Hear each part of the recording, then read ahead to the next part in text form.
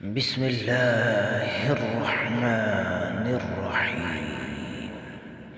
والفجر وليال عشر والشفع والوتر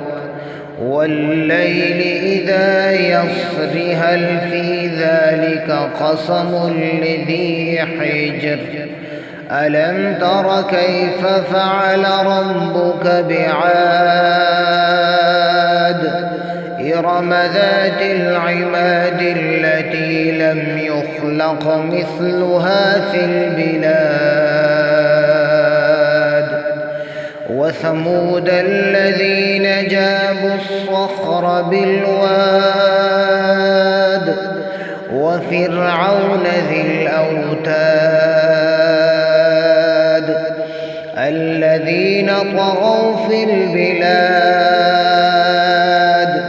فأكثروا فيها الفساد فصب عليهم ربك سوط عذاب إن ربك لبالمرصاد فأما الإنسان إذا ما ابتلاه ربه فأكرمه ونعمه فيقول ربي أكرمن وأما إذا ما ابتلاه فقدر عليه رزقه فيقول ربي أهانن كلا بل لا تكرمون اليتيم ولا تحاضون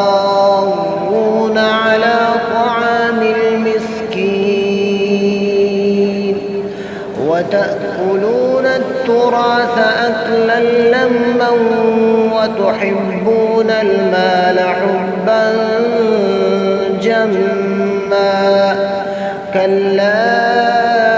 إذا دكت الأرض دكا دكا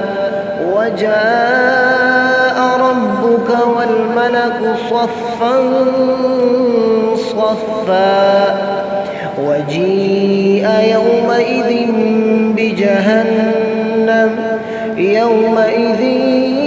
يتذكر الإنسان وأنى له الذكرى يقول يا ليتني قدمت لحياتي فيومئذ لا يعذب عذابه أحد ولا يوثق وثاقه أحد يا أيتها النفس المطمئنة ارجعي إلى ربك راضية مرضية فادخلي في عبادي وادخلي جنتي.